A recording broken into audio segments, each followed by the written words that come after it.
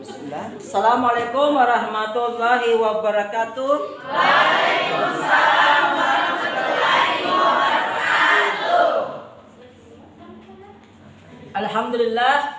Alhamdulillah rabbil alamin, wassalatu wassalamu ala asyrafil anbiya'i wal mursalin sayyidina Muhammadin wa ala alihi wa sahbihi ajma'in, amma ba'du.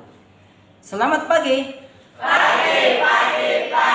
Dosen bisa hukum yes. Itu ingat jalannya ya. Sekarang pagi. Dosen bisa hukum yes. Ingat jalannya, itu penyemangat kita itu. Biasanya mungkin minggu depan sebelum kuliah kita butuh pemanasan olahraga otak ya, dan tanya yang main. Tapi minggu depan deh, karena hari ini saya sibuk sekali, ada yang mesti kerjakan. Nah, sebelum masuk pada materinya, saya ingin menjelaskan beberapa hal. Karena ini hari pertama, maka kriteria itu belum berlaku sekarang, nanti minggu depan ya.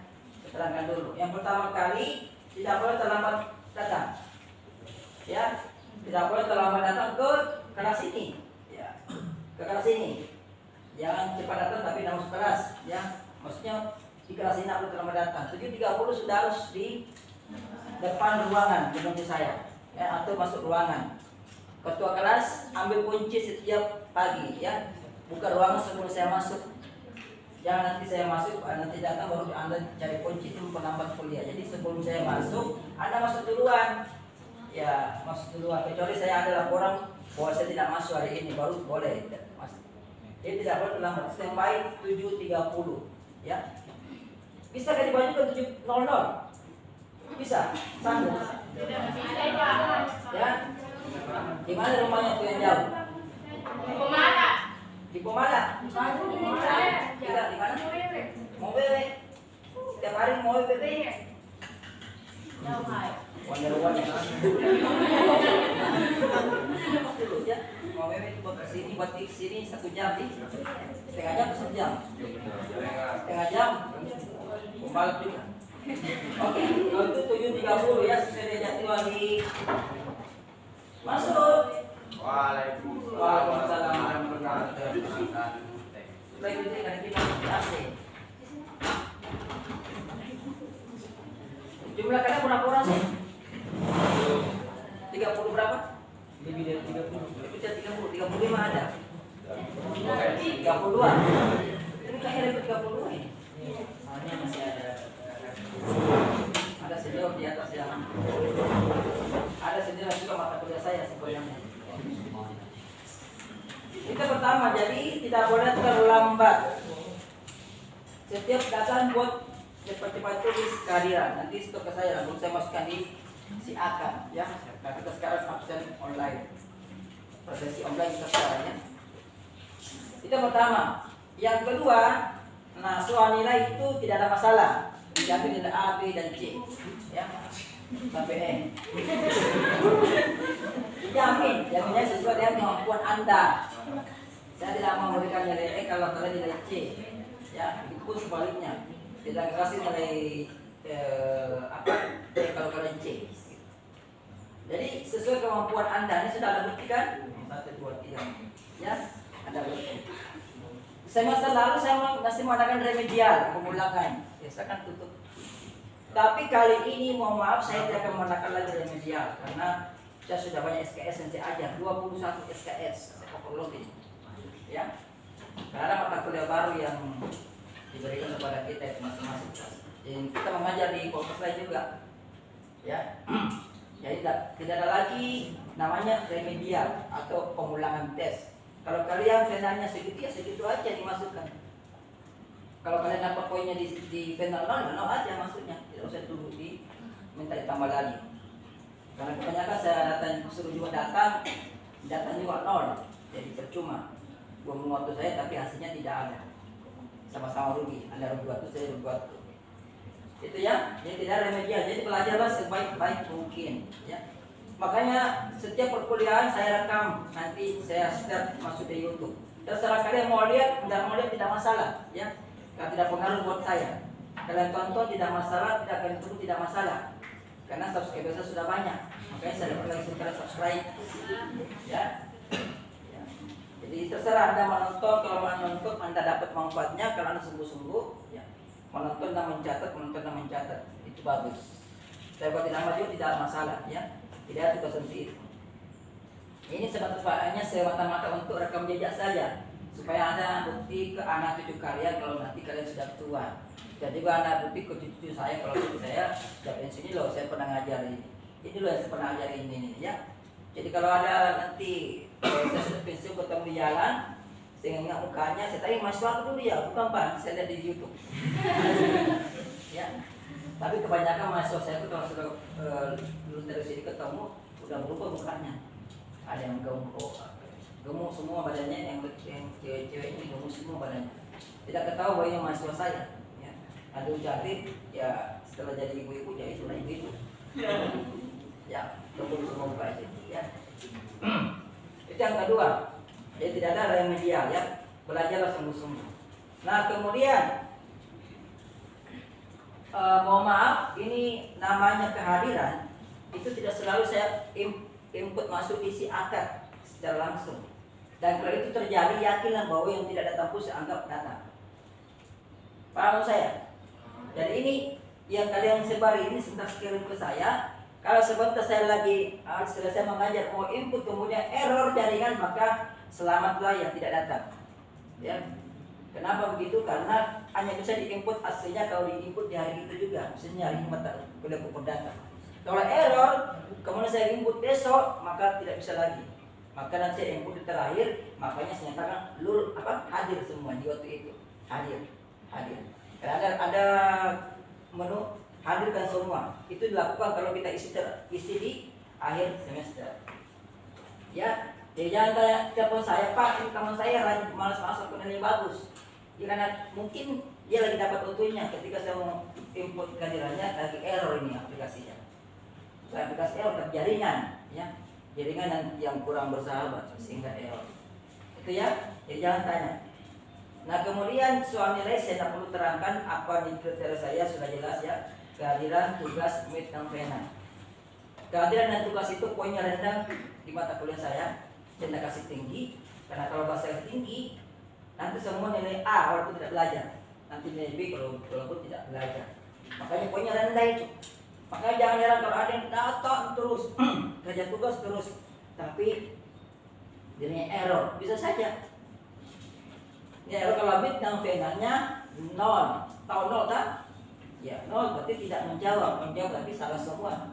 Makanya upayakan itu dalam setiap mid dan final apa yang saya berikan soalnya itu dijawab ya. Dia jawab yang betul. Upayakan jawab 4 lah nomor. Kalau Anda menjawab cuma 2 nomor itu poinnya rendah itu. Ya. Kalau apalagi kalau menjawab 1 nomor poinnya rendah. Ya, rendah poinnya. Karena 1 nomor benar. Minimal benar 4 nomor. Apalagi kalau salah semua, jangan harap mau nilai A. Ya, nilai E. Ya jangan heran kalau ada yang hadir masuk dulu tapi nilai E Pak. Ya. Jangan heran seperti itu. Dan saya betul-betul memeriksa soal kalian, memeriksa tugas kalian, nilai kalian, mid dan pena kalian saya periksa betul. Saya tidak karang-karang. Ya, bisa dilihat nanti akan semua saya scan itu. Ya, semua hasil yang kalian saya scan nanti bisa perlihatkan kembali ini nilainya. Jadi bukan asal-asal di karang-karang. Ya. Jadi sini yang terbiasa mengharapkan itu nilai keajaiban berarti berharap tidak ada nilai keajaiban di sini di mata kuliah saya. Jadi kalau tidak belajar yakin tidak lulus, yakin saja. Atau kalau tidak mau belajar, ya jadi baca datang lebih bagus nggak usah datang. Ya kalau tidak mau belajar, ya itu kalau tidak mau belajar, karena percuma datang hanya bikin panas ruangan kalian. Ini ada asli masih panas ini, karena banyak sekali yang datang. Coba datang cuma 2 orang pasti kita menggigil. Ya. Makanya kalau tidak mau belajar ya lebih bagus saya tidak usah datang. Karena percuma. Kasihan juga yang lain kepanasan. Berarti yang datang ini semua mau belajar ya. Nanti akan saya buktikan nanti di ujian. Ya. Semoga tidak ada lagi yang saya senang kalau kalian benci saya di mata kuliah ini. Yang ada yang senang sama saya di mata kuliah ini. Saking senangnya sehingga kalian mengulang nanti. Iya, betul. Ya. Saking cintanya sama saya sehingga mengulang. Ya, mengulang mata kuliah.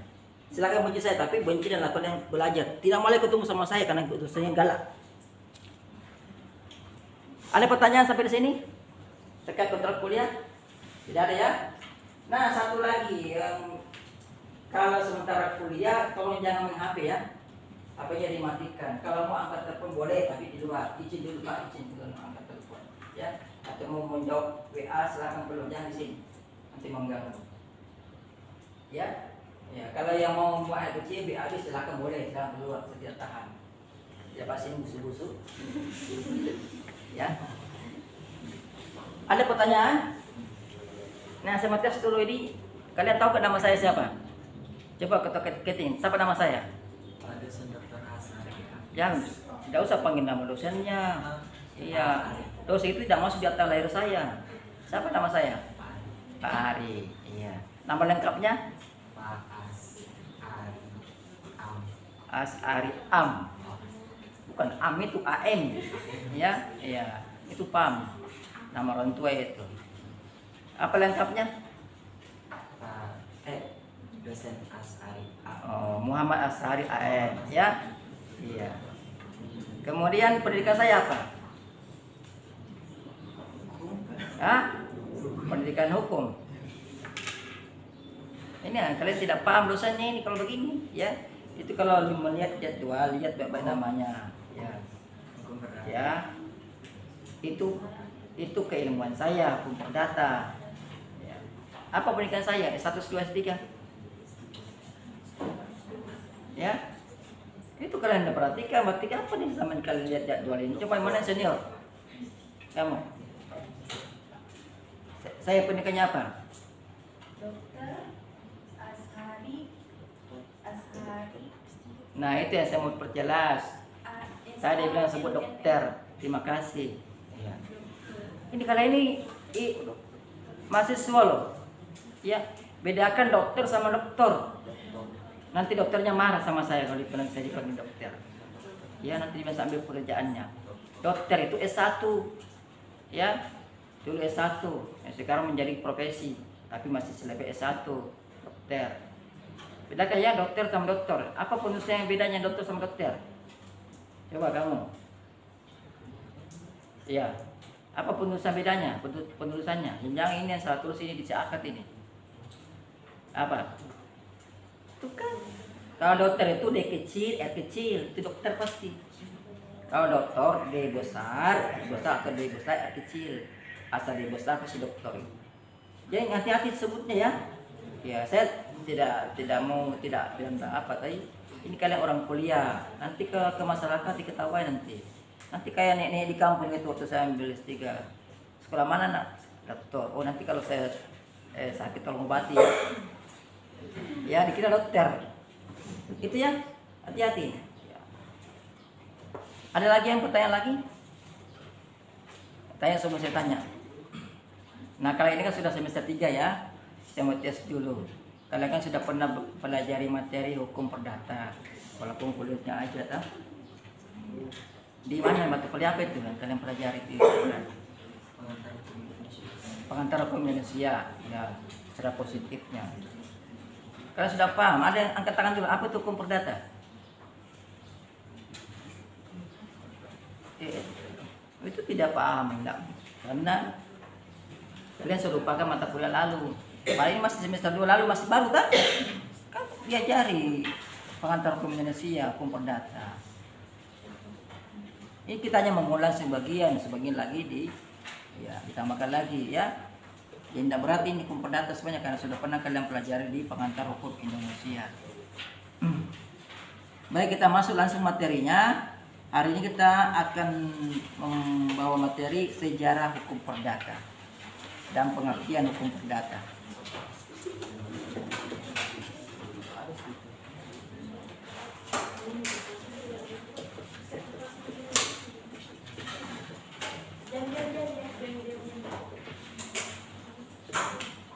Ada sapi idol kan? Tolong ketua tingkat. Sudah sama polis, oh, dibawa lagi. Oh, ambil. Sampai saya coba. Sapu wakil sini. Tidak ada. Siapa? Oh. Nanti saya ganti-ganti ya. Tugasmu kalau nggak ada ketua kamu janjikan ya. Jadi ketua semua itu disuruh-suruh ke sana sini. Sudah mendukung apa posting, spidol, materi semua skop apa fokus semua disuruh-suruh. Kalau tidak gantikan ya.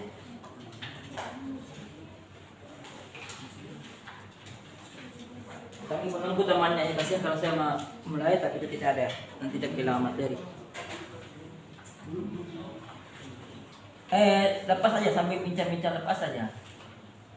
Menurut kalian hukum perdata kita ini dari mana sebenarnya? Hukum perdata kita dari mana asalnya? Dari mana? Belanda, Pak. Iya. Mengapa bisa dari Belanda itu kita punya hukum perdata itu? Kok bisa dari Belanda? Apa alasannya? Kira-kira apa logikanya? Karena ya? Belanda pernah Iya, karena Belanda pernah menjajah Indonesia. Tapi ada juga hukum perdata Islam loh. Di Indonesia berlaku. Apa kita pernah dijajah oleh orang Islam? Tidak. Tidak pernah, tapi berlaku juga, ya. Jadi hukum perdata di Indonesia itu ada perdata namanya perdata Eropa, ada perdata Islam. Kalau perdata Eropa itu berlaku di banyak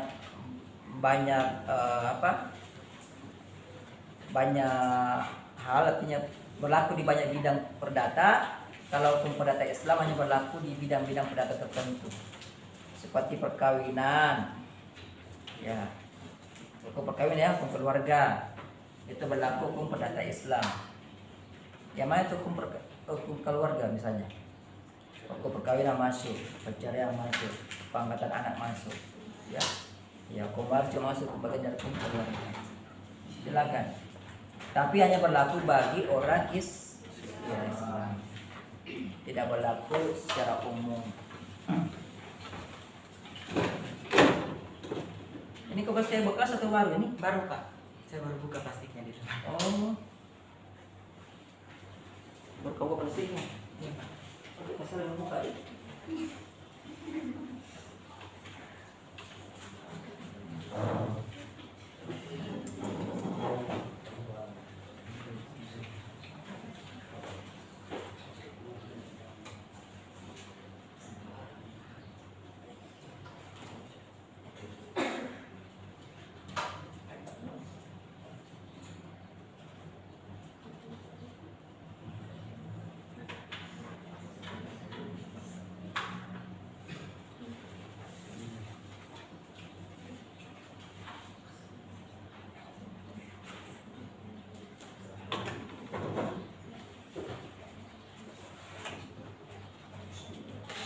Oke, kita masuk dari tanggal berapa hari ya? Tanggal 9 September ya, 2024. Kalau lokatnya lupa dimaklumi aja ya. Nah, saya mau coba. Mungkin bisa bahasa Jawa. Mana aku dapat orang Jawa tapi ditolak. Nah, satu apa senang? Kita hari ini sejarah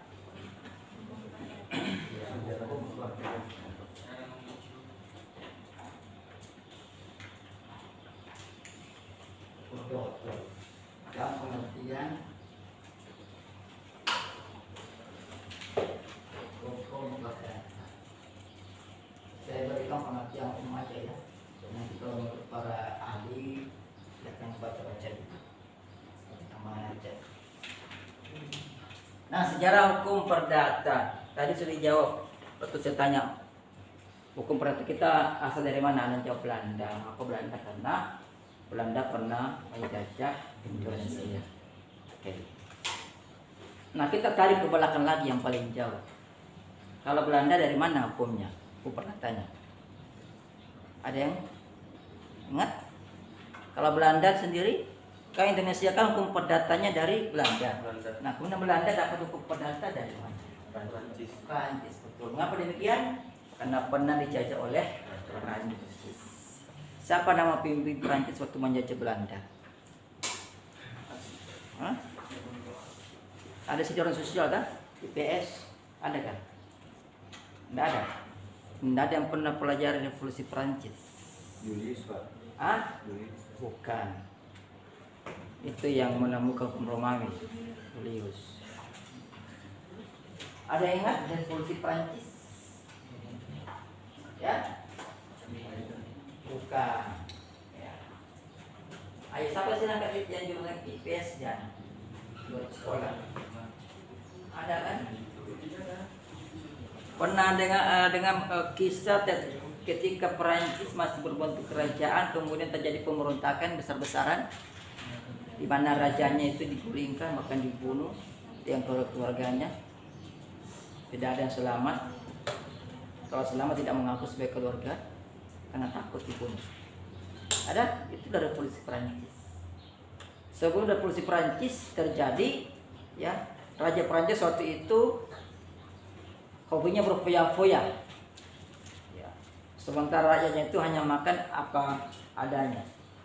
Banyak yang orang miskin, sehingga di situ ada kalangan berjuis atau berjuis, kalangan elit, ada kalangan bawah. Orang berjuis itu makin kaya, ya. Orang di bawah makin miskin, diperas dengan pajak yang terlalu tinggi. Sudah tidak punya uang masih dipajak lagi. Kalau tidak bisa bayar pajak, ya tenaganya dijadikan tenaga kerja gratis.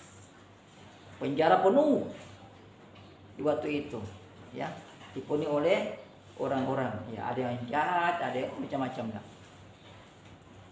Akhirnya terjadi demo besar-besaran. Ya, demo itu berubah menjadi revolusi, dari revolusi Prancis. Digulingkanlah raja waktu itu, kemudian muncullah sosok, ya, orang bilang itu hanya kecil, ya saya kecilnya. Memang di sejarah dunia ini mencetak rata-rata orang kecil badannya itu menjadi penguasa. Ya toh? Coba lihat lah. Itu tuh tidak tinggi, tidak besar. Ya, bisa kecil di orangnya. Tapi menjadi penguasa. Ya, di Indonesia ada Habibie kan? Ya. Habibie itu penguasa sebenarnya. Penguasa bidang teknologi. Bisa pernah jadi presiden sebentar. Karena negara lain takut, maka dia, ya, ada upaya mungkin. Jadi presiden. Nah, kita kembali ke Prancis. Jadi adalah sosok pemimpin, itu pimpin nasional. Jadi ketika Prancis itu digulingkan rajanya, maka Prancis itu dari semula menjadi monarki, kerajaan. Itu berubah langsung menjadi negara kebangsaan. Ketika masih raja, ya, masih berbentuk kerajaan, maka rakyat tidak punya hak milik. Rakyat tidak punya hak milik. Rakyat hanya kerja pada perusahaan tanah itu. Ya, itu yang membuat makin, ya. Jadi semua hasil kerjanya rakyat itu dibawa ke raja. Nah, digulingkan berubahlah dari kerajaan menjadi negara kebangsaan, negara nasionalis. Muncullah sosok itu namanya Bonaparte. Siapa? Iya, Bonaparte. Siapa lengkapnya? Ya, siapa namanya? Iya, Bonaparte itu nama belakangnya. Siapa nama lengkapnya? Siapa? Ini masuk penjara, ini pernah masuk penjara. Ini namanya nih. Polisi masuk penjara. Napoleon Bonaparte. Napoleon. Napoleon Bonaparte. Bukan menyerang Nagabona. Ya, Bonaparte. Ini seorang jenius yang lahir itu sebagai pemimpin. Dia mengambil negara Prancis menjadi di bawah kekuasaannya dan menjadikan Prancis sebagai negara nasional. Ketika dia naik, maka disitulah hukum dirubah. Dia membuat hukum, ya, hukum. Dia meneruskan semua hukum yang ada di Prancis. Dia gabung-gabung, disuruh orang gabung-gabung. Diambil juga sebagian dari hukumnya tadi yang dibuat Julius Romawi. Diambil dari hukum Romawi. Zaman itu Romawi dianggap hukum paling modern. Hukum yang sudah mengenal hukum tertulis dianggap paling hukum modern. Ditambah dia hukum yang sudah ada di Prancis waktu itu, Jerman juga, itu jauh tapi lebih kental Romawinya. Ya, maka dia buatlah hukum namanya civil law di Prancis, ya, atau civil de Prancis. sipil ya Prancis.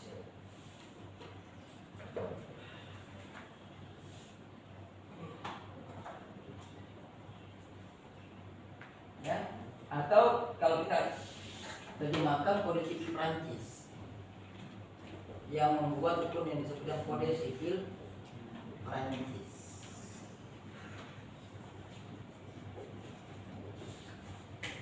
Ini sumbernya dari hukum Romawi, paling kentalnya banyak di hukum Romawi.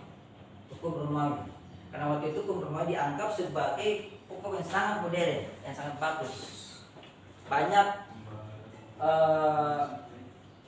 pelajar-pelajar di Banser waktu itu, ya, di atas 19 ini itu belajar hukum Romawi. Ya, belajar hukum Romawi.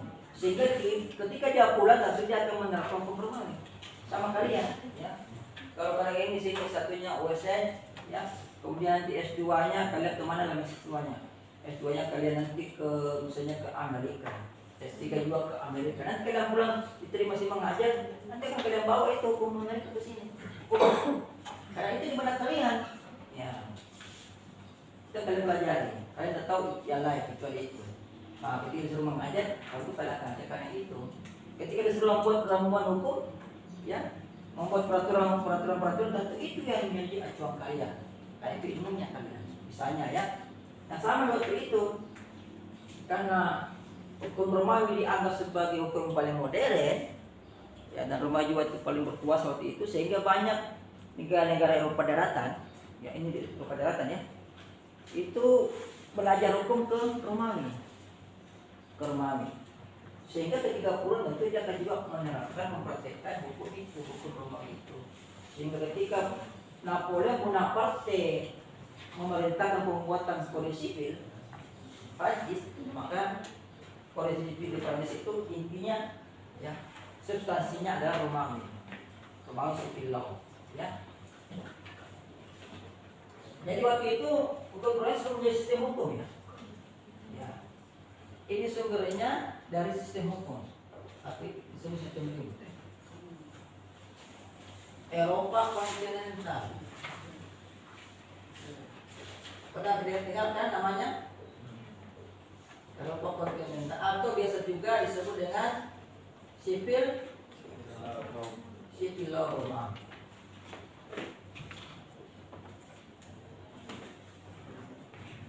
Maaf kalau tulisan saya jelek ya. Kalau saya kasih nanti jalanan terusnya. Sipil law Roma.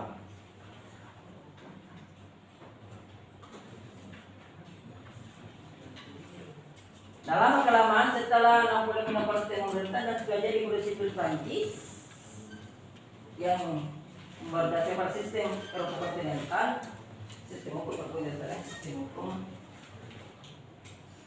atau sipil Romawi, maka dia kemudian memperluas kekuasaannya.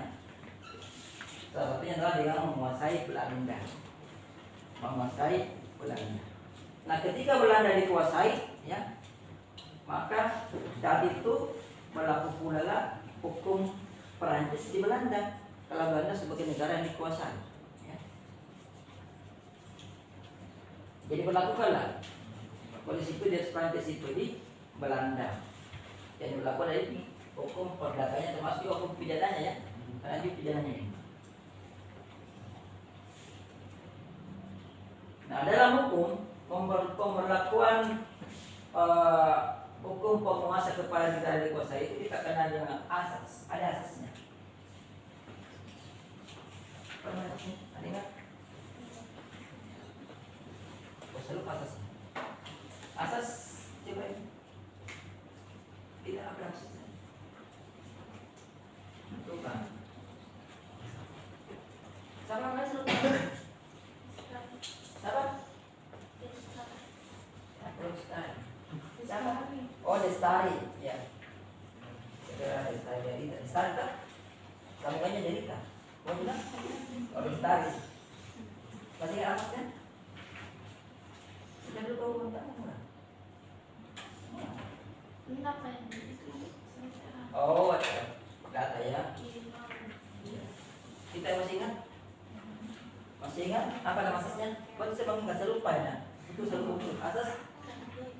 Asas ada kemudian das kayak pakai das saya lupa kan. Ada yang ingat? Anda pernah baca buku? Tidak ada? Asas apa namanya ini? Iya. Asas yang menyatakan bahwa hukum negara penguasa berlaku pula di negara yang dikuasai. Apa asas? Konkordansi. Apa? Konkordansi. Iya, asas konkordansi. Itu asasnya ya. Bagus. Asas konkordansi. Silakan kalau mau tulis itu saja boleh ya. Konkordansi boleh ya. Silakan. Ya, konkordansi. Ini asasnya. Jadi asas konkordansi menyatakan bahwa ya, hukum negara penguasa itu berlaku pula di negara yang dikuasai. Ini asas yang dibentuk oleh hukum. Apa tujuan asas ini? Tujuannya apa? Ini politis juga ini. Tujuannya apa? Untuk mempermudah penguasaan dan penguasa.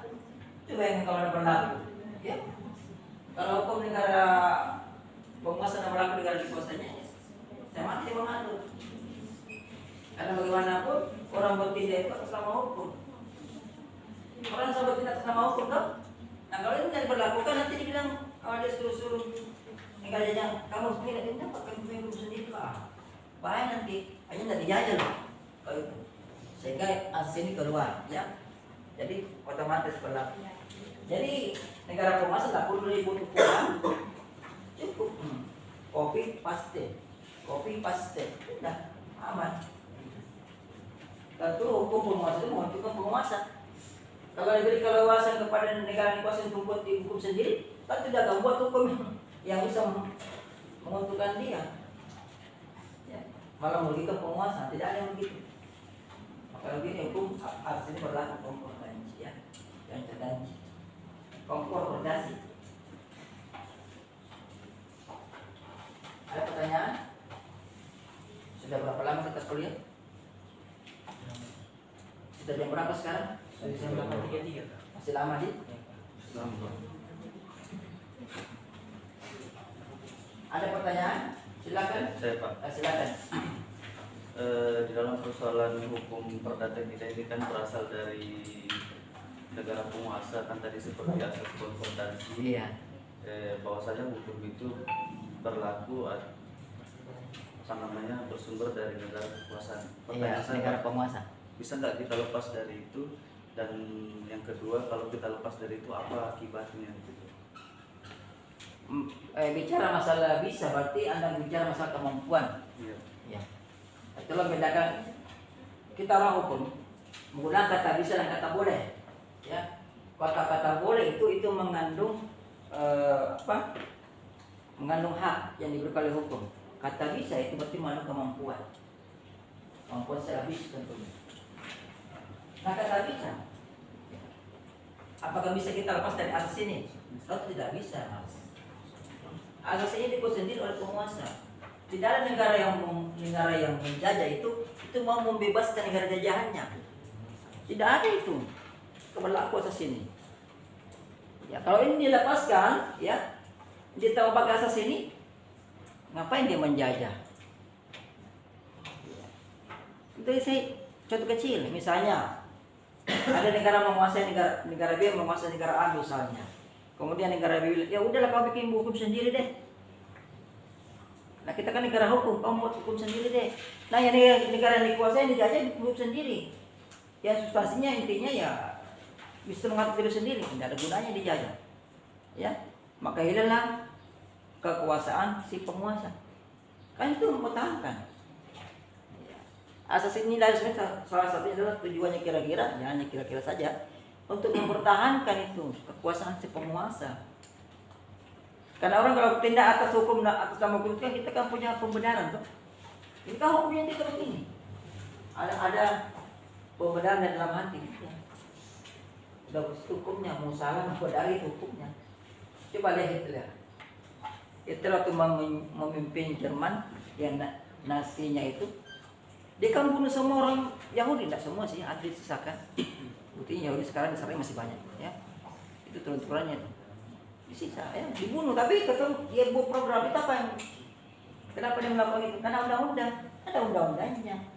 Jadi bertindak atas nama hukum, kita ikutin pertama hukum, bunuh Yahudi di Jepang itu. Jadi pura-pura diundang untuk mandi uap, ya. Nah, mandi uap itu dikasih racun, ada semua deh, ya. Baru buka surat kembali semua. Itu hukum. Jadi dia bertindak atas nama hukum, tapi tidak manusiawi, malah sebenarnya tidak hukum. Bertindak atas nama hukum, tapi sebenarnya bukan hukum. Bisa dipahami ya? Nah, untuk belajar asli tidak bisa. Ini kan Komos yang buat. Kalau KUHP Pak, Ya, KUHP yang sekarang itu berarti bukan dalam arti lepas kan itu sudah baru sekarang. beda lagi itu beda lagi konteksnya. Kita sekarang sudah merdeka. Sudah merdeka, otomatis asas ini otomatis hilang loh. Itu. Asas ini hanya ada kepada negara yang terjaya. Gitu. Negara yang merdeka tidak berlaku asas ini. Ya, kita kan dari kuasa sekali. Ya. Kita kan secara fisik tidak dikuasai kan? Secara fisik tidak dikuasai. Secara ekonomi belum tentu. Tapi secara fisik kita bebas. Ya, kita bebas malah membuat hukum sendiri. Ya. Bisa buat KUA pidana. Sekarang ada ya, kalau sudah baru ya. Ya. KUA pidana, tapi isinya pun ya masih ada yang berbau ke sana. Masih ada. Yang berbau kayak apa? Berbau baik. Kayak contoh kecil, kalau orang membawa masuk perempuan di kamar hotel, bukan pasangan sendiri, siapa yang bisa melapor? Harus keluarga tuh, harus dia atau anaknya. Kalau sudah lihat mana bisa dia melapor? Itu kan asal kebebasan itu, kebebasan. Ya itu masih berbau kebaratan, masih pengaruh. Kalau dia bilang itu buatan sendiri, masih pengaruh. Nah, sama kalau ada laki-laki suami mau beristri lagi, sudah beristri siri, kawin siri, dilapor sama istrinya, penjara. Itu masih keberatan. Dapat berzina, padahal dalam hukum perdata boleh. Ya, boleh poligami bagi yang Islam. Tapi ada syaratnya. Nanti kita pelajari sirinya syaratnya. Itu. Ada lagi? Jadi saya perjelas bahwa asas ini hanya berlaku untuk negara yang terjajah. Ya. Kalau tidak mau berlaku ya melawan, kayak di Palestina dia melawan itu. Ya, walaupun dibombardir, walaupun dikasih lapar sama Israel dia tetap melawan. Sampai sekarang ini masih perang. Ya, saya belum bisa tunjukkan itu Hamas. Ya, karena mereka berjuang bersatu. Ya. Bagi mereka Hamas, bagi Palestina Hamas adalah pejuang, bagi Israel Hamas adalah perusuh. Sama dulu waktu kita di Belanda, waktu zaman Belanda dulu ya, zaman dulu buat sebelum saya lahir, kalian juga mulai tentunya ya. Itu para pejuang-pejuang kita, Pangeran Diponegoro, Sultan Hasanuddin, siapa lagi, Sisinya Mangaraja, ya, Tuanku Imam Bonjol, Cuk Nyadin, ini pejuang-pejuang semua ini dari ulama-ulama dan ulama itu semua dianggap perusuh oleh Belanda. Tapi bagi kita mereka adalah pejuang. Jadi asas ini hanya berlaku kepada negaranya yang terjajah. kalau yang berlaku dia melawan. Ya kita dulu kan di Indonesia kan ada yang melawan, ada yang tidak ya. Tapi banyak melawan. Makanya tidak bisa merdeka ya. Ada lagi pertanyaan? Ada yang lain? Coba berandai-andai saja. Berandai-andainya sebagai Pak, bagaimana Pak? Tidak akan muncul pertanyaan kalau kalian tidak berandai-andai. Ayo bertanya. Saya Pak. Ya, silakan. Sebenarnya tujuan Belanda apa sebenarnya tujuannya Belanda Pak? Mensalurkan undang-undang ke Indonesia. Ya. Ya tadi sudah jawab. Sebenarnya kalau kita mau kaji, tujuannya yang memperlakukan hukum Belandanya di Indonesia itu memperbudak Belanda menguasai Indonesia. Coba bayangkan contoh kecil. Kalau Belanda tidak memperlakukan hukum perdatanya di Indonesia, karena kita dulu itu berhukum secara substansial, paham? Berhukum secara substansial, ya. Berhukum secara substansial itu artinya dia berhukum melalui perilaku masyarakat. Ya, tidak ada tertulis dulu, ya. Tidak ada tertulis. Kalau ini ke artifisial, kalau kondisi itu kita berhukum secara artifisial, pembuatan. Kita membuat hukum dalam bentuk tulisan, undang-undang itu tulisan. Sementara kita dulu tidak dikenal itu, kita berhukum secara substansial aja. Apa yang menjadi kebebasan dan target itulah hukum. Dulu di zaman sampai sekarang masih ada. Kalau kita buat perjanjian kita cuma bilang ya setuju, ayo kita menjual, ayo kita membeli, ayo jadi. Hukum ada kalau tidak berlakukan hukum itu maka hukum itu masih berlaku, ya. Nah, setelah mati Belanda nanti kalau ada perkara, karena Belanda dia butuh bukti. Mana buktinya? Surat-surat. Apalagi kalau ada perkara antara Belanda dan non-Belanda, Belanda dengan Indonesia, orang Indonesia kalau berjanji tidak usah tertulis, cukup saya bilang, iya setuju sudah. Nah, karena kalau di belakangnya mau prestasi, gimana cara buktikan misalnya? Susah. Nah, maka diterapkan itu cara intinya hanya mempermudah kekuasaan Belanda di sini. Karena hukum bisa mengatur. Hukum punya sifat, ada sifat memaksa, ada sifat mengatur. Ya, ada dua sifat hukum kan? Kalau dapat di PH kan? Iya. Ada jadi konten saya di YouTube saya. Memaksa dan mengatur. Kalau tidak begitu, maka bagaimana Belanda sebagai negara yang menjadi kita bisa mengatur Indonesia ini? Ya, bisa mengatur dan bisa memaksakan kehendaknya. Hukum itu sifatnya kan mengatur dan memaksa. Dia mengatur ya, dan memaksa. Memaksanya hukum itu timbul dari kekuasaan. Kalau tidak kekuasaan, tidak bisa memaksa. Siapa kekuasaan saja negara? Ya, negara melalui polisinya, jaksanya, tentaranya itu memaksa semua. Kalau ada perkara-perkara perdata yang kalah tidak mau keluar dari lahannya sebab sudah kalah, pengadilan menyatakan keluar dari lahan perkara menyerah kepada penggugat misalnya, sudah buat diwajibkan keluar mengosongkan lahan perkara, tapi tidak mau yang dikalah, kemudian tidak ada sifatnya memaksa, maka tidak ada gunanya itu hukum. Sehingga secara otomatis hukum itu sifatnya memaksa. Supaya bisa memaksa maka kita minta negara untuk membantu. Ya, negara minta polisi yang datang mengamankan daerah, kosongkan ini tuh. Kalau perlu panggil bulldozer, polisi amankan, busuk semua keluar. Kalau masih melawan lagi tangkap. Nah itu loh maksudnya hukum. Ya. Ada pertanyaan lagi? Silakan. Selama penjajahan oleh Belanda ada satu hukum yang tetap tidak diganggu gugat seperti itu hukum adat. Nah, dalam hal itu kalau misalnya dalam hukum adat ada yang mengatur tentang wilayah adat, di situ kan berarti negara kekuasaan dia mengatur, dia lebih berkuasa. Jadi hukumnya itu lebih tinggi dari hukum adat. Tapi kenapa dia tidak menghapus saja tentang hukum adat itu, tapi dia tetap membiarkan hukum adat itu ada. Padahal ada isi dari hukum adat itu yang melawan dari hukum mereka sendiri. Sebenarnya hukum adat tidak melawan, ya, tidak melawan mereka. Jadi mengapa Belanda masih tahu hukum adat waktu itu, ya, istilah hukum adat itu kepentingan juga. Di zaman Belanda kan Belanda kan membuat, kalian masih ingat penundukan hukum, ya. Nanti kalau kita dapat kita pelajari.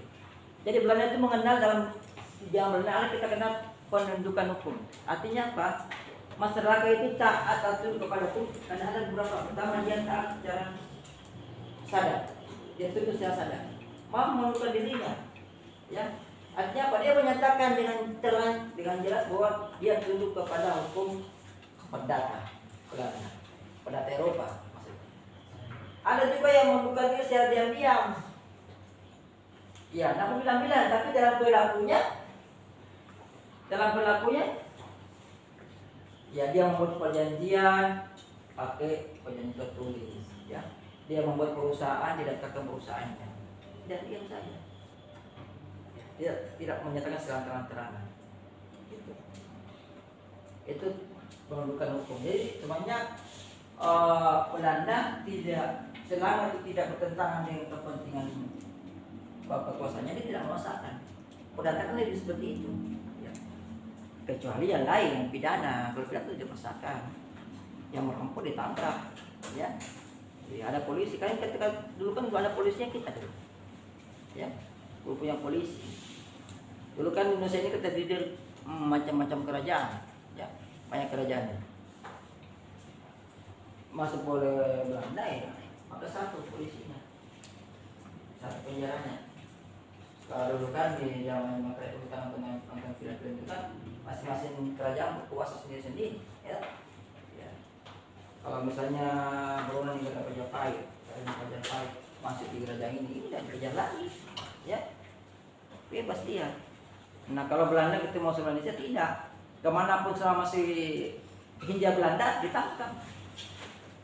Kalau Hindia Belanda, apa itu Hindia Belanda? Ya, Hindia Belanda itu negara kekuasaan Belanda. Ya, jadi semua negara yang dijajah oleh Belanda itu namanya Hindia Belanda. Juga yang kan Belanda siapa saja yang kuasai. Ya banyak, bukan cuma Indonesia. Banyak. Jadi walaupun kita keluar dari Indonesia, kita ke negara lain yang mana negara itu dijajah Belanda, kita tetap ditangkap oleh orang Belanda karena masuk negara kekuasaan. Itulah Hindia Belanda. Itu ya. Jadi semuanya berlakunya hukum perdata itu di zaman Belanda itu selama tidak bertentangan dengan kepentingan Belanda tidak akan dipaksakan. Makanya hukum adat masih ada. Hukum adat paling-paling bidang perkawinan, ya kawin, ya silakan. Mau kawin tidak usah pakai akta, boleh silakan. Ya ada imamnya, silakan kawin. Ya betul memenuhi syarat. Itu tidak dipaksakan karena perkawinan tidak mengganggu kok. Tidak mengganggu stabilitas negara Belanda kebijakannya. Itu atau mau buat jual beli tanpa perjanjian tertulis silakan, bebas, tidak mengganggu ke Belanda, dibebaskan. Makanya dengan perdata itu kita kenal istilah pembentukan hukum perdata. Ya, secara sukarela, ya, atau yang mau sendiri, ya, diam, ya, atau yang tidak mau sama sekali. Atau yang ada itu yang sebagian mau, sebagian tidak mau. Dilihat dari kebiasaannya. Intinya kalau hukum perdata tidak dipaksakan selama tidak mengganggu kepentingan Belanda. Jadi kalau di pidana, ya, di pidana justru pidana ini yang memenjarakan orang. Kalau ada perlawanan atau ini perampok, ya, tentang ini pelaku itu kau pidana. Buat itu. Ya, tujuannya itu saling memaksa. Ya. Intinya tujuannya adalah bagaimana supaya bisa mengatur dan memaksa Indonesia, mengatur orang-orang Indonesia. Ada lagi? Silakan. Saya jawab yang apa kemarin masih ada ya, karena ini hukum adat tidak pernah dihilangkan. Karena kenapa hukum adat itu lebih kental keperdataannya, sangat kental. Karena tidak pernah mengganggu kebijakan pemerintah Belanda. Orang mau kawin tidak pernah mengganggu itu. Iya, tidak pernah mengganggu. Kecuali dia kawin sama orang barat, baru hukum adat itu berlaku. Ya, tidak mungkin baru itu orang barat mau kawin dengan hukum adat tidak. Misalnya ada orang barat kalau ada orang lokal, ya, pasti menggunakan hukum barat. Ada lagi? Tidak ada? Oke, kita masuk lagi sini ke konfrontasi. Di sejarah ketika Napoleon Bonaparte menguasai Belanda. Kemudian Belanda itu Prancis menguasai Belanda tidak lama ya. Tidak sampai puluhan tahun. Sebentar. Ini tanggalnya sini saya coba ya. Itu tanggalnya. Jadi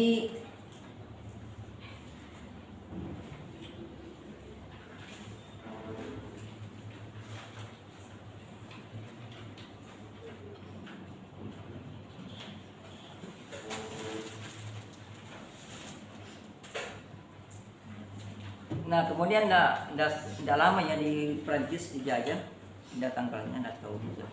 Ada di referensi lain kita cari ya.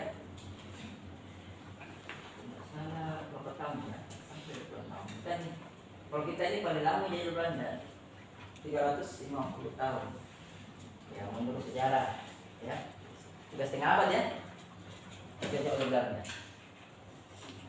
Nah, setelah Belanda lepas dari Perancis, maka ini pintarnya Belanda. Dia lepas dari Perancis itu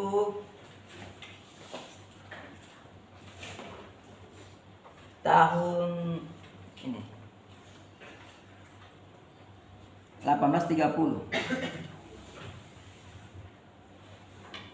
Jadi Belanda ketika lepas dari Perancis itu, mereka berkeinginan untuk membuat kodifikasi sendiri. Kodifikasi ini, ya. Jadi ini kode sipil, kalau kita istilahkan lagi naik kodifikasi. Apa lagi? Itu kodifikasi. Kodifikasi hukum.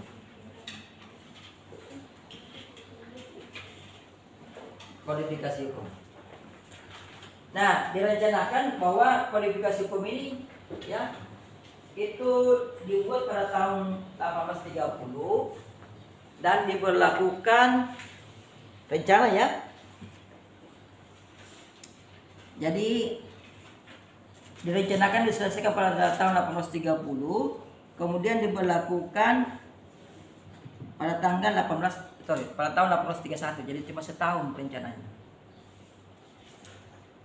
Jadi ketika benar lepas dari Perancis, maka mereka merencanakan merancang suatu kodifikasi hukum, ya. Itu selesai pada tahun 1830. Kemudian rencananya diberlakukan pada tanggal 1 Februari 1831. Jadi kalau saya lihat ini sampai setahun ini. Karena rencana selesainya itu 1 Juli 1830. 1 Juli 1830.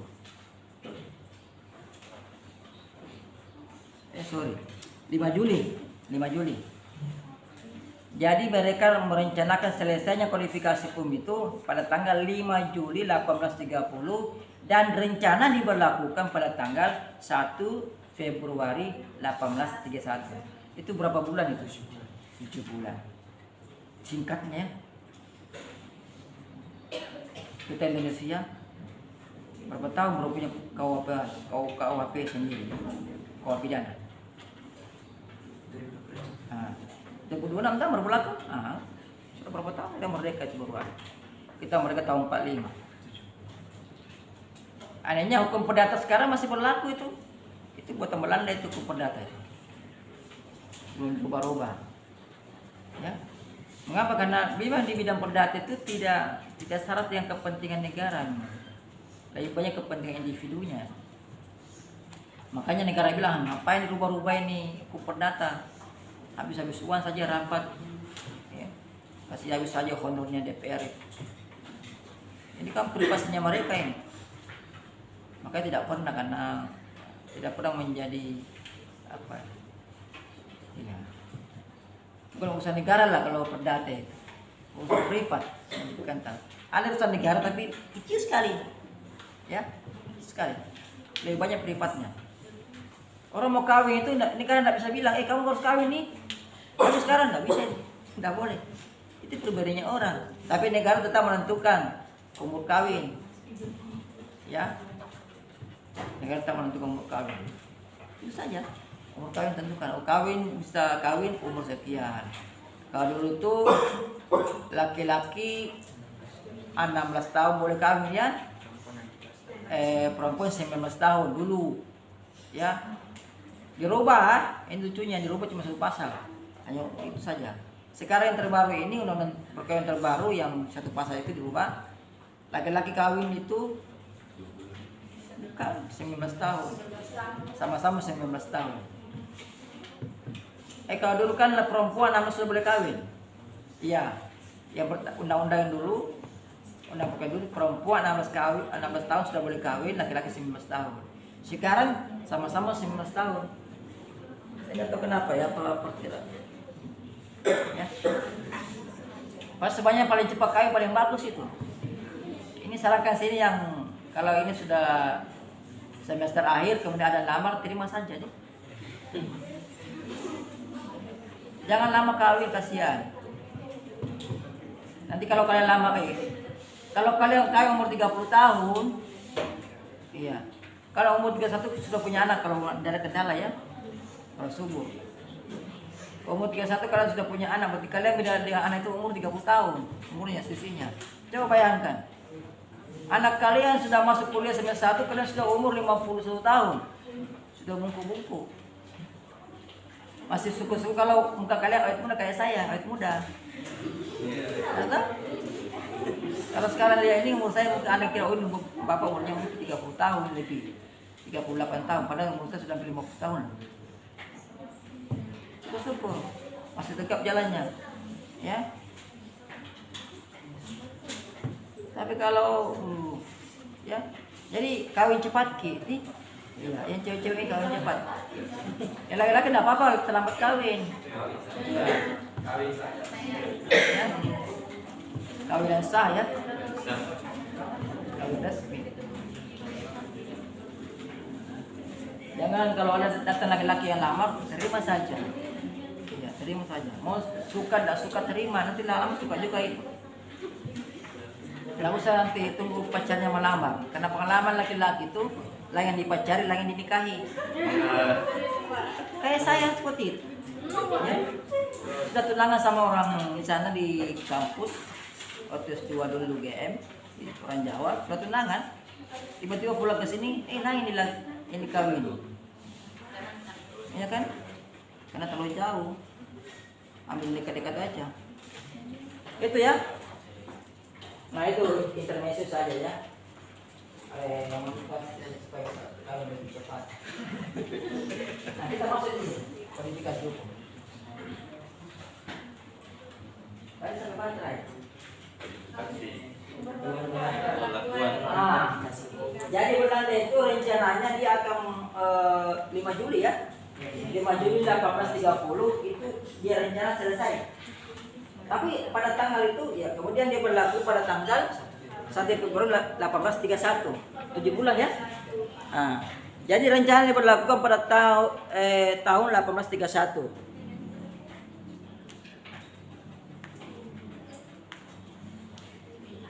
Namun, ya hal itu tidak terjadi ya. Nanti berlakunya tuh 1831. Ya, satu. Ya, itu ada pemberontakan Belgia. Belgia itu awalnya adalah bagian dari Belanda. Bagian Belgia.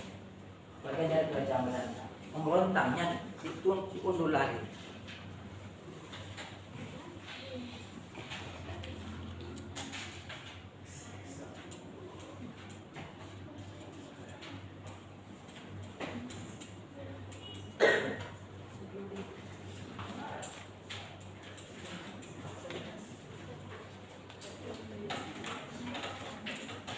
Tahun berapa?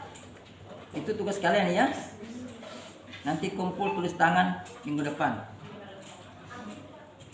Tahun berapa hukum perdata berlaku, kode sipil atau kualifikasi hukum perdata Belanda berlaku di Belanda?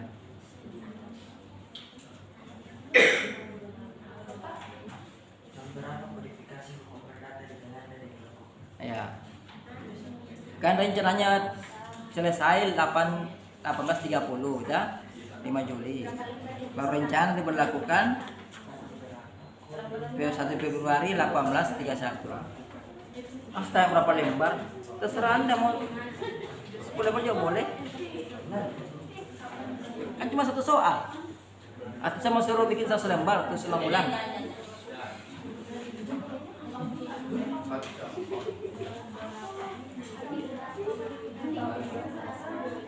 Nah itu ceritanya. Setelah Indonesia Belanda menjajah Indonesia, maka berlakulah hukum Belanda itu di Indonesia. Apa namanya kualifikasi hukum Belanda? Apa namanya kualifikasi hukum Belanda? Kan dulu Belanda ketika Perancis menjajah Belanda, namanya berlaku sipil Perancis atau sipil Perancis. Nah, itu berlaku di Belanda juga. Nah setelah Belanda merdeka, dia membuat kualifikasi hukum perdata yang menurut mereka loh, buatan sendiri. Tapi semuanya kata misalnya dari referensi menyatakan bahwa itu bukan buatan Belanda semuanya, hanya menyadu. Menerjemahkan sebenarnya. Bahasa Perancis kita jemahkan menjadi bahasa Belanda. Kalau diberi nama baru. Apa nama barunya? Apa? Burger? Burgerling with boy. Namanya Burgerlich with boy. BW. Burger. LIIJK.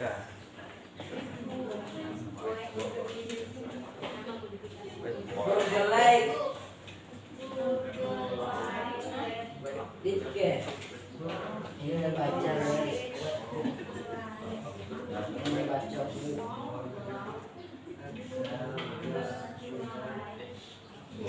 Ini jawabannya ya. Ini bahasa Belanda.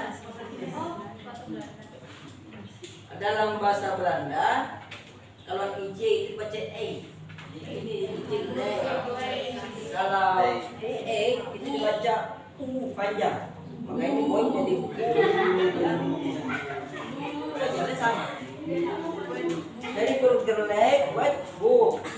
Artinya kita bukan tentang hukum perdata, ya.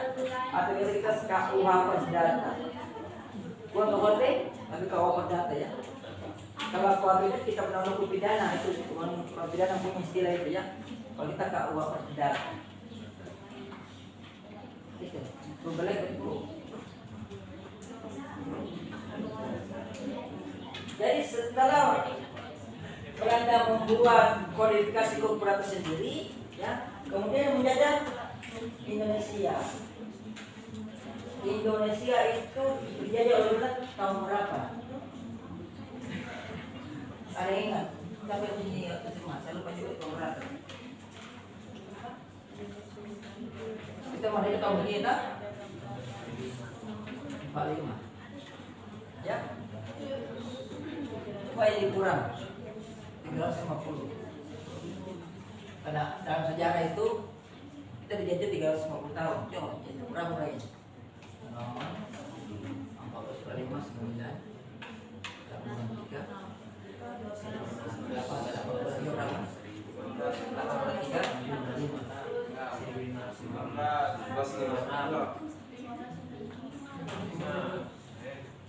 Kita dijajah 1500.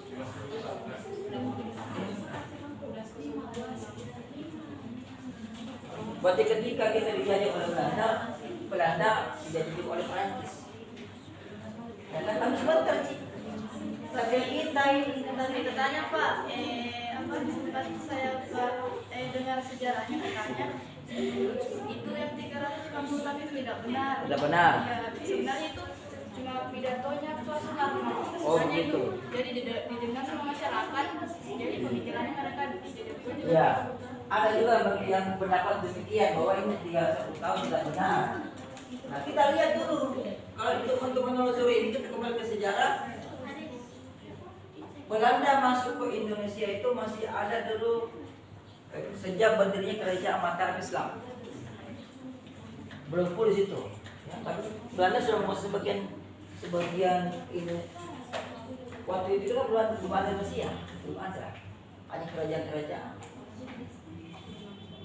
Nah, ini ahli sejarah ini ya.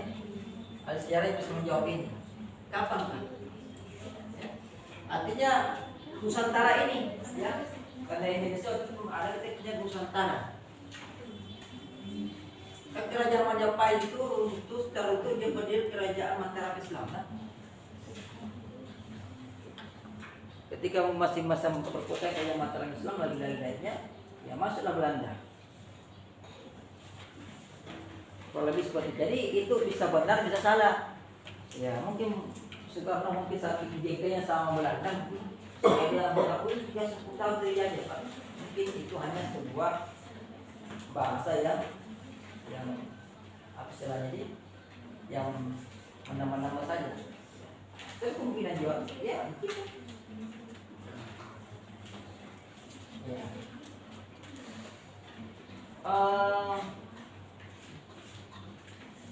sejak mencapai ketika mencapai masa berkuasa belum ada Belanda ceritanya ya.